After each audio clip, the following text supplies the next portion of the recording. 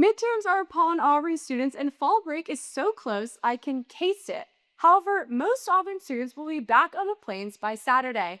While you may be thinking it's to study for those midterms, sorry, Mom and Dad, it's for the Georgia game. I don't want to spoil too much on that, though, because we'll be diving into all those details later tonight. Welcome back to Sports in Auburn. I'm Kitty Diamond. And I'm Brooks Crew, and with a bye week behind us, we thought we should prep you on the ins and outs of preseason play for the men's basketball team. Kitty, I hear you have some good news to tell the people. I didn't break the news, Brooks, but when Auburn had Pro Day, many answers followed. We warned you that players had a 30-day window to enter the transfer portal after legendary Auburn head coach Bruce Pearl retired, but Auburn fans, there's no reason to fear because Stephen Pearl announced the entire team will be staying on the plains. Pearl commented, "We want guys that want to be here, and understandably, everybody wants to be here." During Pro Day, there were eyes from many NBA franchises taking notes last Wednesday in Neville Arena. To no surprise, the team absolutely balled out. Freshman point guard Caden Magwood was just one of the players to stand out in front of scouts, making 5 of his 6 shots while distributing 4 assists and only 1 turnover. We're excited to see if the Tigers' momentum from last season will carry on into this year, despite the loss of some great talent. This October will be the first time Auburn men's basketball team takes the court as a Nike school. And what's a better place to showcase the new drip than in our home state of Alabama? The team is excited to get things moving at their fall exhibition in Birmingham on October 15th. So tune in and get loud for the start of the 2025-26 season. Zooming out to the big leagues, Auburn is making waves in the NBA. I don't know about you all, but I'm excited to watch some of our favorite alum repping the new jerseys this fall. We want you to be able to keep tabs on all of them, so we thought we would refresh you. Let's start with Morehead State legend Janai Broome, who is now in Philadelphia with the Sixers. His partner in crime, Dylan Cardwell, with the Canes for his rookie year, and Sharif Cooper recently signed with the Wizards. And I'm still dreaming about Miles Kelly's 3 against Tennessee, and hopefully Mavericks fans will get some of that out of him too, because that's where he's calling home. Chaney Johnson is in his LeBron year at 23, and he started his career with the Cavaliers. The rest of the Auburn alum are hanging steady, with Walker Kessler with the Jazz, Davion Mitchell with the Heat, Isaac Okoro with the Bulls, and Jabari Smith Jr. in Houston with the Rockets. Get excited for October 21st when the regular season kicks off, and you know which game to pay extra attention to. When we come back, Eagle Eye insider Micah Farmer will join us in the studio to discuss Auburn football's bye week and what to expect going in to a big-time matchup. Stick with us.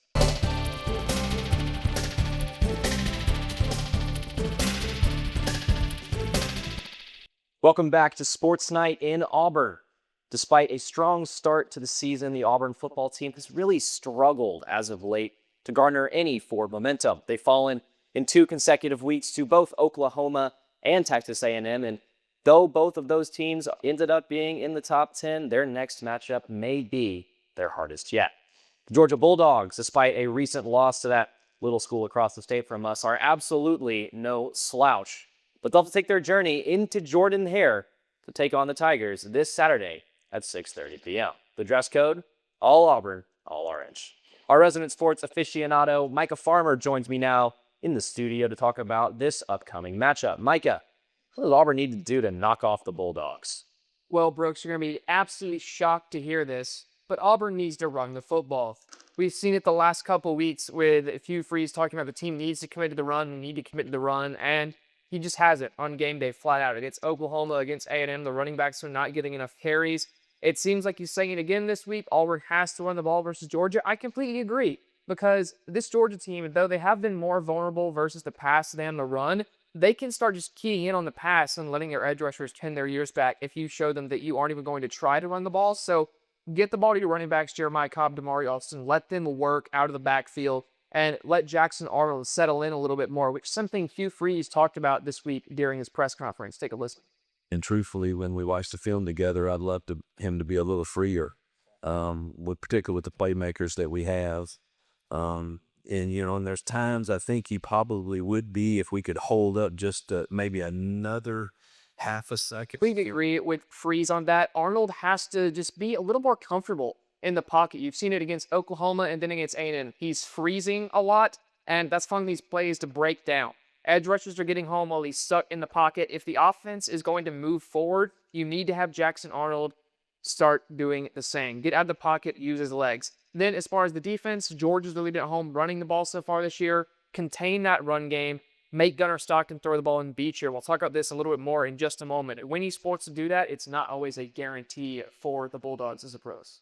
No, not at all. And the Georgia team, obviously being so highly ranked, has zero shortage of weapons. So, Micah, who are you looking at in this Georgia game on the other side for the visitors coming in to be a problem for us? Well, first up, it is Gunnar Stockton, the Georgia quarterback. And we saw versus Tennessee that Stockton was able to really throw the ball well, threw for over 300 yards, had a clutch fourth and long touchdown late in that game to save that game for the Bulldogs. But then the last 2 weeks has struggled to throw versus Alabama, didn't really throw a ton versus Kentucky. So which Gunnar Stockton can you get? I think you really should try to slow down the run game, force Stockton throw, get the Jordan-Hare crowd after him. I think if you can do that, Georgia will start to become uncomfortable, and you know how well this defense can play when they're on. Let them get after Stockton and make him beat you. For the Georgia defense, C.J. Allen, one of their linebackers, extremely talented. This entire room is talented, but Allen most of all.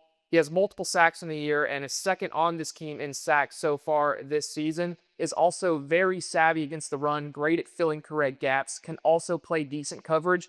He's their do-it-all linebacker, extremely athletic. You need to know where he is on the field every time when you snap the ball, especially if you're Jackson Arnold. Know where he is pre-snap, key in, make sure you're not throwing it into his area. Then finally, in the Georgia backfield, it's Chauncey Bowens, their running back. Over 300 yards, multiple touchdowns so far this season. The last two games, he's been great. Ran for almost 200 against Kentucky last week and had another very good game versus Alabama the week prior. Had a 40-yard run against the Crimson Tide, But he is an extremely talented player. You're going to need to fill gaps responsibly on the defensive line. Get your linebackers into the right spot versus Bowens, because if he gets out in the open field, it's very hard to bring down. Also, if you can slow down that Georgia run game, that's when you put it all on Stockton, make him do it himself. And I think then that's how you get under the skin of this Georgia offense and slow it down. Yeah, that's going to be a really interesting game to watch. And though the record shows a two-game loss streak, some Auburn fans might argue that we're on a bit of a three-game loss streak, losing to the bye week a bit, because the Auburn University announced that this coming season, the very first game of the year, which had been planned to be against Baylor in Jordan-Hare, has been moved to Mercedes-Benz Stadium in Atlanta. A lot of fans were not happy about it. Micah, what do you think? I think it's ridiculous. You've scheduled a home and home, not a home in Atlanta. Play a home and home. There are a lot of Baylor fans who are also extremely disappointed they don't get to come to Jordan-Hare. There were a ton of Auburn fans who were disappointed we don't get to host a Power 4 team like Baylor in Jordan-Hare to start the season. And also, think about the city of Auburn for this. Sure, you get $5 million in NIL for going to Atlanta for that, but in current college football, that brings you back, what, maybe 2 or 3 star players with how expensive these guys can get? And instead of that, it's over $30 million for a game weekend for the city of Auburn. Make your town benefit from these home games. If you're serious about wanting games on college campuses, which is something that this athletic department said a lot, we want games at home.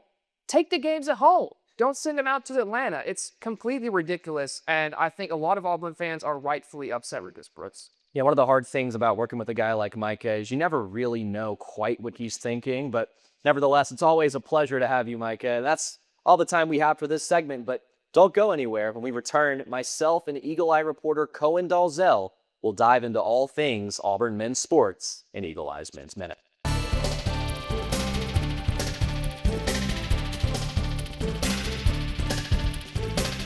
Welcome back to Sports Night in Auburn. It's time for the Eagle Eye Men's Minute. And starting things off, we have an update from the work Butch Thompson did in the offseason for the men's baseball team. His work included the additions of Eddie Mardigal in the outfield, who transferred from St. Mary's. He also added Tom Clay, who didn't have to travel far. The infielder was previously at UAB. The last transfer we want to spotlight is Logan Gregorio. The catcher is transferring from Northern Illinois. And not only do we think these players are notable, but according to Baseball America, Auburn has a top 10 recruiting class in the country. A common fear with transfer portals and even new freshmen is how those players are going to mesh with the existing squad. Butch Thompson spoke after the first day of practice on just that. Roster for day one of starting fall practice with 21 returners and 20 new guys. Is everybody ready to go? I'm excited about that, and so the push starts today to start figuring things out and who can do what. We have a long ways to go until their regular season. We'll be keeping our eyes on that squad throughout their exhibition games and practices. Cohen has an update from a team who just finished an exhibition. You're right, Kitty. Men's tennis was back on the Plains this past weekend for the Battle on the Plains. The tournament held players from 15 colleges, including Power 4 foes like South Carolina, Georgia Tech, Clemson, and Ole Miss. Vivian Kettle was on scene at the Yarborough Tennis Center, and she will take you through the weekend's festivities. Auburn men's tennis is gearing up for a big weekend as they host their annual Battle on the Plains at Yarborough Tennis Center. Over 3 days, Auburn was 15 teams from across the Southeast in a mix of singles and doubles competition. Hamza Nasridanov led the way in singles, benching undefeated with straight set victories over Sanford, North Alabama, UAB, and a hard-fought 3-set win over South Carolina's Carlos Lee. In doubles, Joey Phillips and Thomas Kennedy captures multiple ways, while Nasridanov teamed with Jake Kennedy for key victories, including a final round win against South Carolina duo of Swain and Cole Hensraw. Over the 3-day tournament, Auburn won a total of 11 matches out of their 22 played. On Friday, the team picked up 3 wins, Saturday brought 5 wins, and Sunday closed with 3 victories, showing consistent contributions from every player across the weekend. With several matches coming down to tiebreakers and final points, Auburn showcased both resilience and depth, gaining experience and ultimately earning ITA points that will impact their regional and national sales. Auburn will next send representatives to the ITA Southern Regional Championships October 9th through the 14th in Tuscaloosa, Alabama. For Eagle Eye TV, I'm Vivian Kennel. Auburn's men's tennis continues this weekend as they head to Tuscaloosa to take place in the ITA Southern Regional Championships at the Alabama Tennis Stadium. After that, they take a few weeks off to prepare for the CCB Collegiate Invitational in Birmingham, October 24th through the 26th. Auburn Swim and Dive participated in a scrimmage against themselves this past weekend as they prepare for the upcoming fall swim and dive season. The orange and blue meet allowed for many to see the Tigers in action at the James E. Martin Aquatic Center and meet the new teams for this year, including 21 new Tigers. Campbell Perry was at the intra-squad meet and can give us the rundown. Auburn Swim and Dive kicked off their season with some friendly competition. The Tigers hosted their annual Orange and Blue Meet, an inter-squad battle that gives fans a preview of what's to come. The countdown to Auburn Swim and Dive's 2025 season officially starts here. The annual Orange and Blue Meet splits the Tigers into 2 squads, giving the coaches a closer look at lineups and the athletes a chance to make a statement. Team leads often early start taking home the win in both the men's and women's 200 meter relays, but an impressive win followed from Orange in the women's 200 freestyle. On the diving side, Talon Blackmon had an incredible dive from 3 meters for Team Orange. Team Blue took home the win today, but all these Tigers did a fantastic job in the pool. From the first dive to the final lap, the Orange and Blue Meet is just the beginning. Auburn starts its regular season on October 10th against West Florida, and this meet is just a sign that Tigers are ready to race and make waves this season. That's all for Eagle Eye. I'm Campbell Perry. Auburn Swim and Dive's men's and women's teams both begin the year ranked as the 20th best team in the land. After both teams finished last season at the NCAA championships for both men and women respectively, the teams will have many opportunities to move upwards as the season moves forward. The first and second of these opportunities come this weekend as the Tigers host West Florida on Friday, October 10th. Select Tigers from both teams travel to Dallas for the SMU Invite on Friday, October 10th and Saturday, October 11th. Back at the desks, they have trivia for you on a team that is looking to build on their performance from last year. Cohen, the women's equestrian team, is typically a dominant force, but Last year's heartbreaker at Nationals has them entirely refocused, and let me just say, their opener was electric. We have more on that after the break, but before that, I have a trivia question for all of y'all. Which Auburn freshman earned Most Outstanding Performer in her collegiate debut at Flat? Was it A, Caroline Olson, B, Mara Clennon, C, Sandy Smith, or D, Emerson Ricketts? We'll have the answer for you and Eagle Eyes Women's Watch when we come back.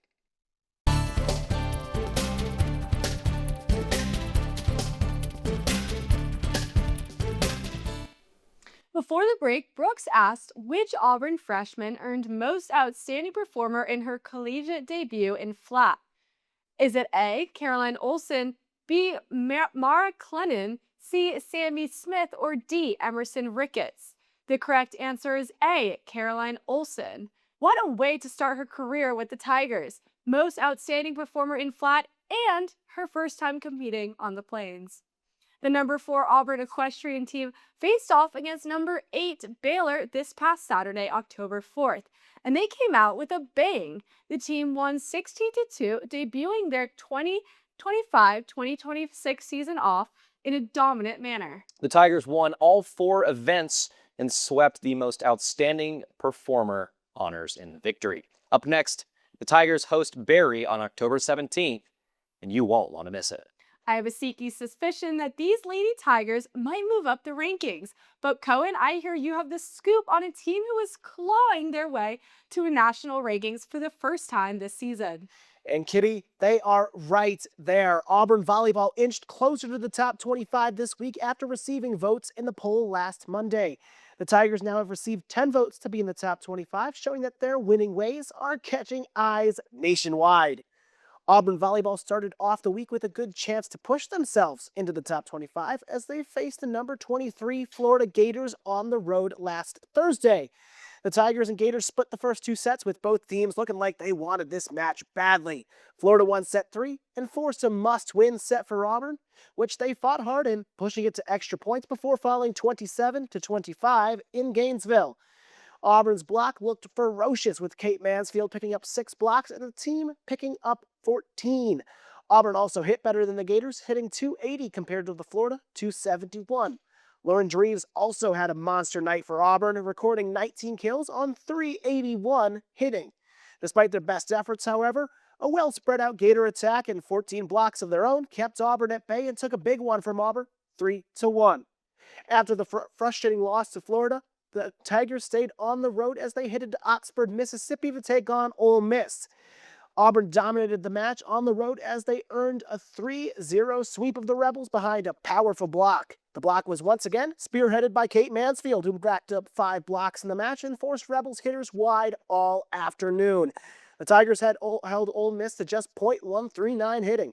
Liz Markovska and Lauren Drees provided much of the attack for Auburn as they combined for 18 kills. Val Zimmerman added 6 herself, and Auburn capitalized on the Rebels' mistakes for their 12th win of the season. Auburn volleyball hosts Vanderbilt for the first time in 45 years this Friday night at Neville Arena. First serve is at 6 p.m. The Tigers hope to defend their 6-0 record at home. Concessions prices will be reduced as well, so it's a matchup you don't want to miss. Now from the court to our first softball diamond action of the season. Auburn softball starts off their fall ball campaign at Jane B. Moore Field this Friday, October 10th at 4 p.m. The Tigers will take on Gulf Coast State. Auburn softball begins their second season under co-head coaches Chris and Kate Malvo and returns star sophomore Annalie Adams after her terrific freshman campaign. Adams was All-SEC first team and second team freshman All-American last year and looks to improve on her cabinet this season. S.J. Guerin was a huge addition to the Tigers pitching staff last season as the lefty struck out 109 batters in 190 2/3 innings in the circle last season. Well, they quite haven't had this match quite yet. Kitty has more in a squad that was in action earlier this morning. For a women's golf update, the Lady Tigers headed to Illinois for the Women's Invitational at Medina Country Club in Illinois. For day 1, Auburn women's golf finished 4 under as a team. A notable standout is sophomore Balma Davalos, shooting an impressive 67 in the first. Heading into day 2, the Lady Tigers absolutely heated up, finishing 10 under par to boost them up the leaderboard. With Davalos first on the board, the orange and blue were in a great spot to end the second day. Now, on to the third and final round, the Tigers wrapped up day 3, hitting +1 as a team. Don't fret, Auburn was still able to finish third overall for the tournament. Balma Davalos ended up teeing for second on the board. What an impressive couple of days for Auburn women's golf. Heading over to a different green, let's talk soccer. Thanks, Kitty. Defensive midfielder Hayden Colson has been an absolute force for head coach James Armstrong and the Auburn soccer team lately. Her performance against LSU earned her some recognition as she was none of the problems in the Tigers' 3-1 loss to the Bayou Bengals. Colson played all 90 minutes of the match and completed 84% of her passes. She also beefed up the defensive back line with 5 interceptions. Her toughness and IQ have been huge upsides for Auburn all season. Auburn traveled to Nashville Thursday to take on 24th-ranked Vanderbilt, and their struggles continued over from the final half against LSU last week as they fell 1-0. The Tigers looked outmatched in the first half, with Vanderbilt controlling the game, eventually leading to the opening goal by Vanderbilt's Sydney Watts, who scored in the 13th minute. Auburn was able to get back on track in the second half, but couldn't find a goal to tie it up, with their best chance coming on a free kick from freshman Clara Casajuana. This past Sunday, Auburn came home to host number 10 South Carolina at the Auburn Soccer Complex. The Tigers once again let points slip away against an elite opponent as the Gamecocks scored a late goal to split the points 1-1. Aaron Fleury was once again the goal scorer for the Tigers as she converted a penalty in the 29th minute. Olivia Woodson went down in the box and drew the foul. After a quick VAR check, Auburn was awarded the spot kick. Auburn defended this lead vigorously for the rest of the first half and most of the second, holding down a dynamic Gamecock attack. However, after a cross came off the arm of Auburn defender Tyler Clyburn, South Carolina was awarded a penalty, which Kyler Zuloff fired into the back of the net to equalize. Coach James Armstrong emphasized the quality and effort of the Tigers squad despite the trouble closing games. Auburn soccer will attempt to gain some much-needed points in the second half of conference play as they travel to Tuscaloosa to play Alabama in the Iron Bowl of Soccer this Friday, October 10th. First kick for the match will take place at 7 p.m. Central Time at the Alabama Soccer Stadium. Now, you may not be able to handle the ball with your hands in soccer, but maybe you can handle the trivia question that Kitty has for you during the commercial break. This one might make you think back in time. Your second dose of weekly Auburn sports trivia is here. This time coming from women's basketball, an alumni whose jersey hangs in Neville. Dewani Bonner is the all-time leader in what stat line for the WNBA playoffs? Is it A, points, B, assists, C, three-pointers made, or D, rebounds? We will have the answer right after a short break. When we welcome you all back, we will start our last but certainly not least segment of tonight's show, Trending Tigers.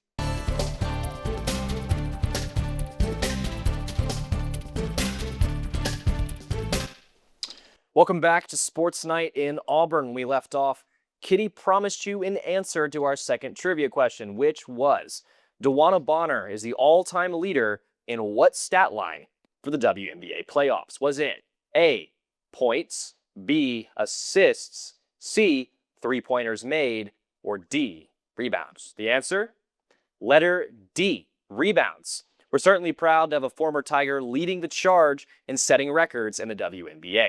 It doesn't just stop at rebounds. She is also the second all-time leader in three-pointers made during the WNBA playoffs. The Mercury is currently competing in the WNBA finals, and all of us will be rooting for her. Brooks, I have got to say, her boots in this graphic. I mean, I want a pair. Kitty, it sounds like you might be ready to start our Trending Tigers segment. The softball team is moving off the diamond and into the classroom. The team made a special appearance to sing the fight song. I wouldn't mind a softball a cappella performance myself. We're fight song.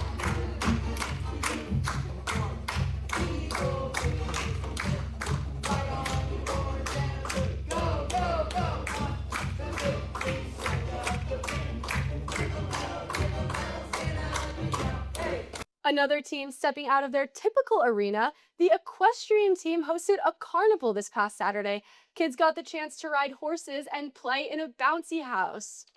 Now, moving on to some Auburn football trending Tigers. Kieran Crawford has been absolutely electric this season on a very, very strong Auburn defense. As you can see here, he is tied for second in the SEC in sacks and fourth in the SEC in tackles for loss. Moving along to a special Auburn presentation, the university announced that they would be launching a documentary on the 2010 National Championship season called Unspoken 2010. It'll be streaming October 6th, and let me just say, the promo that they showed, absolutely incredible. You're not going to want to miss it.